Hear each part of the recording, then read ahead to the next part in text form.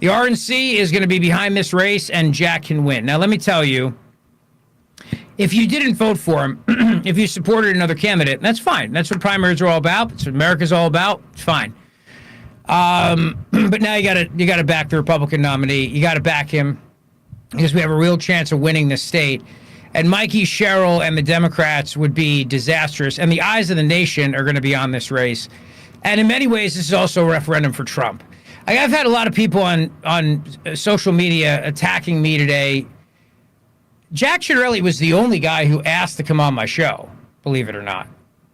None of the other candidates did. And I said, yes, of course. Yeah, I mean, that was, that's my rule. If you have to ask me. I'm not going to ask you. But he asked several times. And every time he asked, we said, sure, come on the show. Absolutely. There are people who are angry today. And they have this attitude of like, well, I'm not going to vote for him because my guy didn't win because they were backing somebody else. I said, well, then you're going to hand the race to the Democrats. And you're also going to embarrass the president. Because Jack's win yesterday was a variety of factors. I think he worked very hard, no doubt about it. He had great name recognition from almost beating Murphy in 2021. And Trump's endorsement is huge. But the Democrats are betting on Trump's endorsement being his downfall in the fall. And if you're wondering, in his election victory speech last night, did he mention Trump or did he dodge Trump? He thanked the president for his support. Very passionately thanked him. So he's not going to run away from Trump. But the Democrats are going to make this race entirely about Donald Trump. And so keep that in mind, because if you are upset, I remember this in 2016, I remember during the primary in 2016, when there were a lot of people who supported another candidate than Donald Trump and said, I'll never vote. I'll never vote for that Trump guy. He's not a real conservative, blah, blah, blah, blah, blah. And I was begging him. And now nobody knows anyone who was that person. And it's okay. It's all right. It's not a problem. I don't care. I mean, there were talk show hosts saying it. There were callers to the show saying it. It's no big deal. It's water under the bridge.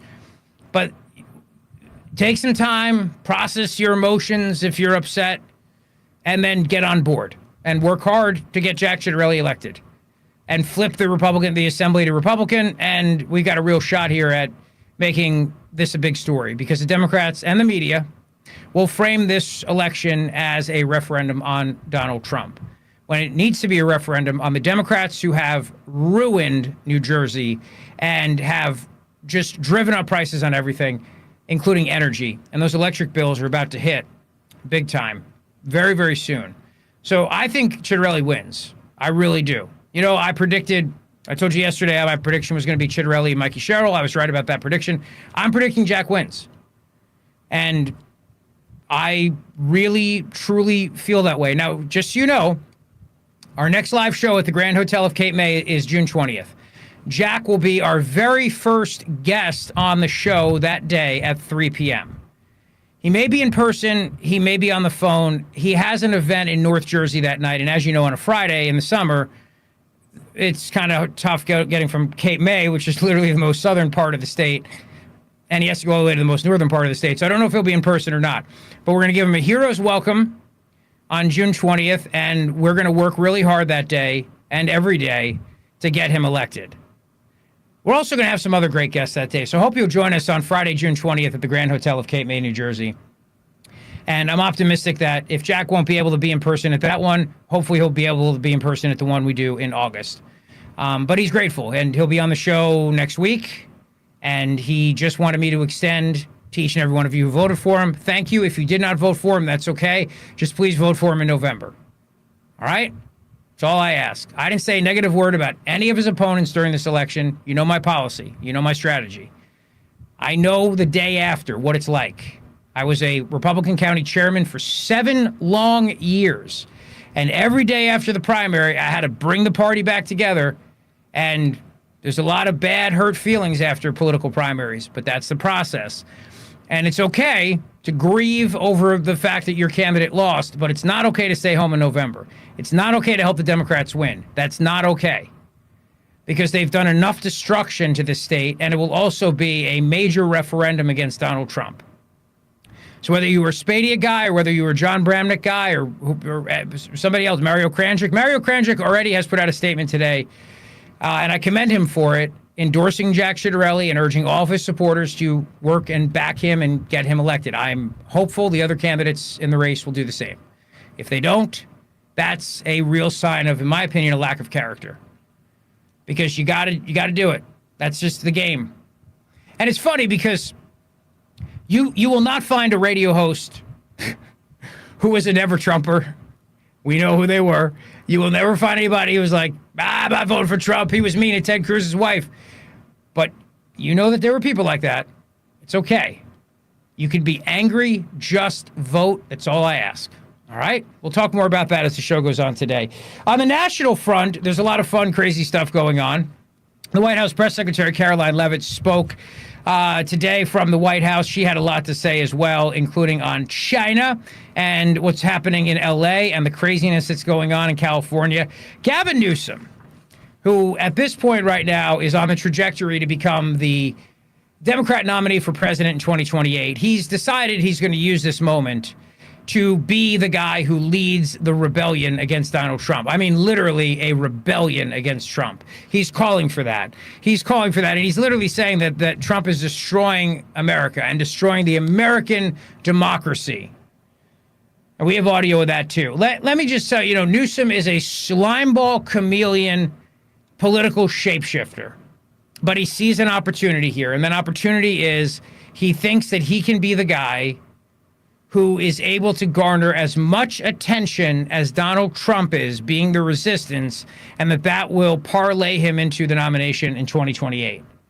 And if we're not careful, that could happen.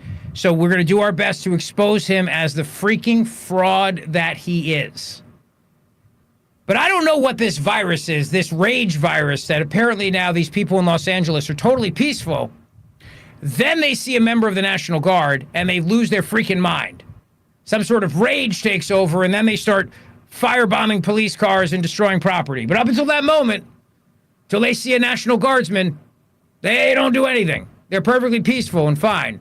The mere sight of them sets off some sort of rage virus in the brain that then makes... That's if you listen to what the idiots in the media and on The View and these other places say. If you listen to them, that's what's happening.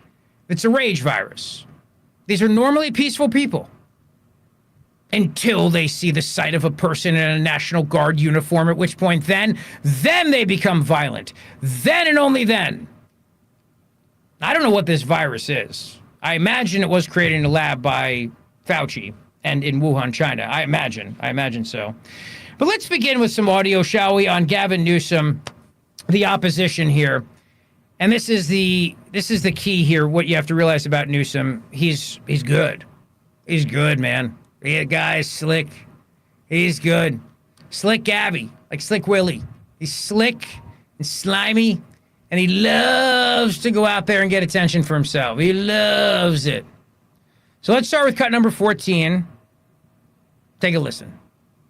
California will keep fighting. We'll keep fighting on behalf of our people, all of our people, including in the courts. Just yesterday, we filed a legal challenge to Donald Trump's reckless deployment of American troops to a major American city. Today, we sought an emergency court order to stop the use of the American military to engage in law enforcement activities across Los Angeles. If some of us could be snatched off the streets without a warrant, based only on suspicion or skin color, then none of us are safe.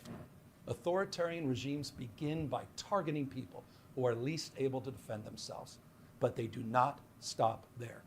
Trump and his loyalists, they thrive on division because it allows them to take more power and exert even more control. Stop it right there. Hang on. The Department of Homeland Security says that the Molotov cocktail suspect is in the United States illegally. What is Gavin Newsom doing other than stoking division? He mentions the D word, division. That's literally what he and the Democrats are doing right now, is stoking division. They could be cooperating with ICE. They could be cooperating with federal authorities. This notion of getting snatched up off the street. Let's break this down for a moment, okay? Getting snatched up off the street without a warrant. If you get pulled over and you're driving drunk, guess what? You're going to get snatched up off the street. They don't need a warrant. They're going to arrest you. They don't need to go to a judge to get an arrest warrant. They're going to arrest you. If they catch you stealing something, well, not in California, but in many states, they're going to arrest you. They don't need a warrant to arrest you. So in other words, there's lots of things that you can do to get snatched up off the street by the police without a warrant. Let's understand that. Number two, it's a lie to suggest that there are not detainer orders against these people who are getting snatched up off the streets. Number three, it's an absolute lie to suggest that when they get snatched up off the streets, they disappear. There is a process that happens after they are snatched up off the streets. But, you know, you could be, for example, say, walking down the street, and you could look like a suspect in something, and the cops can snatch you off the street if they have probable cause to do so, and then if it turns out it's not you, they let you go. Hey, you could try to sue. I mean, good luck with that, but probable cause gives the law enforcement authorities this wide range of ability to, quote unquote, snatch people off the street. Like if you snatch somebody's purse off the street, you're going to get snatched off the street and thrown into the back of a police car. No warrant involved. There's an arrest warrant, which is when they have built a case against somebody and they go to a judge and they get a warrant to arrest somebody and they go serve that arrest warrant and arrest somebody. That's different. But not everybody who gets arrested gets a warrant first. That would be insane. Could you imagine? Could you imagine if it's 2 a.m. in the morning and you get pulled over for drunk driving and you're bombed and the cops had to try to get a warrant to arrest you, and if they couldn't get a judge on the phone, they just let you go? And could you imagine if your response to then getting put in the back of a police car in handcuffs because you're bombed, that the response to that would be, oh my gosh, I was just snatched off the street. I have been kidnapped. I mean, you could say that, but it doesn't make it true because the process of our criminal system involves probable cause giving the authorities a wide range of abilities to do things without warrants. Like, for example, if they have probable cause to believe there's imminent danger in a home, they don't need a warrant, they can enter that home. This is why the swatting issue is such a problem. Because what will happen is somebody calls up the police and says there's somebody with a gun in the house, they're about to kill themselves or kill somebody else, and then the SWAT team rolls and they break in and it turns out it was a swatting call. But not everything requires a warrant. The things that do require warrants need to have warrants served properly, and if not, then the case gets tossed because the law enforcement did not follow the procedure, and so the case is going to get tossed. But when we're talking about here ICE picking up people who are criminal illegal aliens, these are people who were given a court date by the Biden administration. But that is not a guarantee that you get to go to court because the Biden administration put in something via executive order that was this catch and release thing. But that's not what the law says. That's what the Biden administration did. It does not mean this administration has to follow it. Because what the previous administration should have done was said, you're caught and you're sent back. Instead, they caught them crossing the border illegally, which is a misdemeanor, and then they let them go with a court date. Now, these people have committed a misdemeanor. If ICE picks them up, even at the courthouse, ICE is still within their legal rights to pick them up because nobody has a legal right to be in the country illegally, and nobody has a due process right to go before a judge if they have crossed into this country illegally. In fact, ICE could just catch them at the border and then literally drive them back to the other side of the border and let them go. I think people are under this illusion that when you cross the border and enter the United States of America, once you're on U.S. soil, you're guaranteed due process. That is not true. The people who are guaranteed due process are the people who have gone through the system legally, who are the people that have applied through the system legally. They are people who have been committed of or been accused of other crimes outside of immigration and are given due process around that, but then the overriding issue of an ICE detainer for deportation overrides that under federal law, and then they are removed from the country. But the mere presence of being on U.S. soil does not guarantee one due process. If you have crossed the country illegally, ICE is well within their rights to get you and put you back over the border. And Gavin Newsom and the Democrats are also pretending like what they're doing is they're going to Home Depot and they're looking at people who are brown and they're just randomly picking them up and kidnapping them. That is not happening. But they want you to believe it's happening, so they're spreading that lie. Here's more of the lying California chameleon, Gavin Newsom. Take a listen. Trump, he's not opposed to lawlessness and violence as long as it serves him. What more evidence do we need than January 6th? Ask everyone. There we go. Take time, reflect on this perilous moment. A president who wants to be bound by no law or constitution, perpetuating a unified assault on American traditions. This is a president who in just over 140 days has fired government watchdogs that could hold him accountable for corruption and fraud. He's declared a war on culture, on history, on science, on knowledge itself. Databases, quite literally, are vanishing. He's delegitimizing news organizations, and he's assaulting the First Amendment. And the threat of defunding them, at threat, he's dictating what universities themselves can teach. He's targeting law firms and the judicial branch that are the foundations of an orderly and civil society. He's calling for a sitting governor to be arrested for no other reason than to, in his own words, for getting elected. And we all know this Saturday. He's ordering our American heroes, the United States military, and forcing them to put on a vulgar display to celebrate his birthday, just as other failed dictators have done in the past. A vulgar, there's lots to unpack there. Dude, when he said you should get arrested for being elected because you've been a terrible governor, that was called sarcasm. All right? You want to get arrested. Let's be honest. You are lighting candles, begging to be arrested. But he's not really looking to arrest you. His comment was he should be arrested for doing a crappy job as governor. That's what we call sarcasm. And what this attack of the First Amendment, he doesn't stop talking to the press. Every single day he's got the press in the Oval Office. We keep having to cut into it on our show. And by defunding NPR and PBS, because that's what he was also alluding to, that's not an attack on the First Amendment. Then give me money. Then where are my First Amendment rights? I want my federal money to be on the air broadcasting. Did you get money for your dumb podcast, Gavin? No, you don't, huh? So nobody really has a First Amendment to fund their media organizations?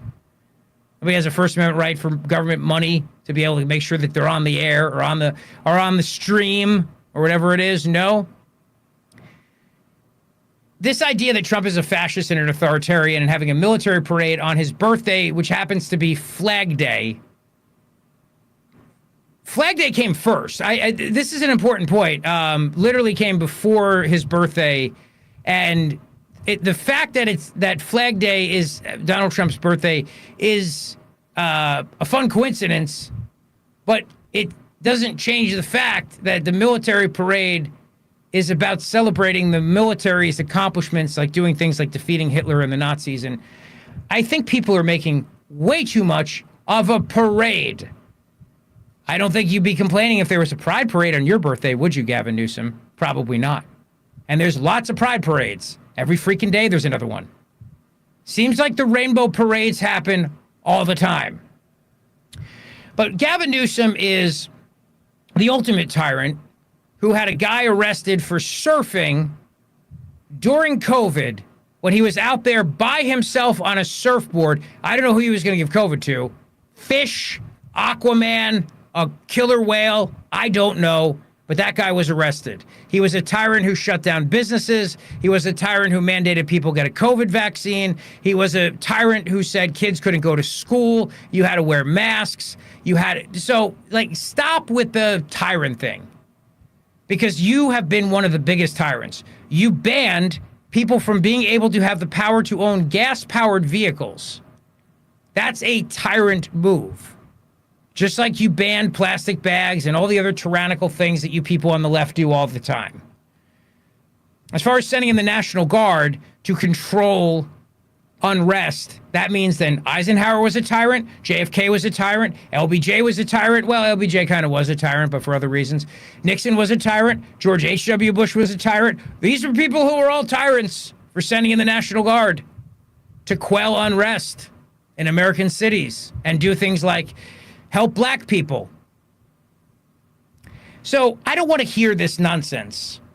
And if people are peaceful, they're peaceful whether the National Guard is there or not. This idea that when the National Guard shows up, suddenly something in the brain is triggered and they start frothing in the mouth and they're like, I was peaceful 10 seconds ago, but now rage. 28 days later. 28 years later. They're making another movie sequel to that. 28 days later, the original was great. 28 weeks later was I don't know how 28 years later is going to be. I don't know. All I do know, though, is that tickets for Superman are now officially on sale. Did I buy 2 for me and Patrick in the IMAX? You're damn right I did. Taking my daughter, and I'm taking my son. Separate nights. Because, and Reagan, no. Reagan cannot do a movie. No, she can't sit still. My daughter has my attention span. She has that gift. She has my attention span. She cannot sit through a movie. Not even a 30-minute Netflix comedy show, like a cartoon. No. But anyway, point is this. There's no rage virus that triggers people to act violently in the presence of National Guard or law enforcement. The only rage virus that's there is that these people are full of rage and they're acting in rage. And what they do is they then go out and they commit violence and they're told by people that they were mostly peaceful otherwise. Give me a freaking break.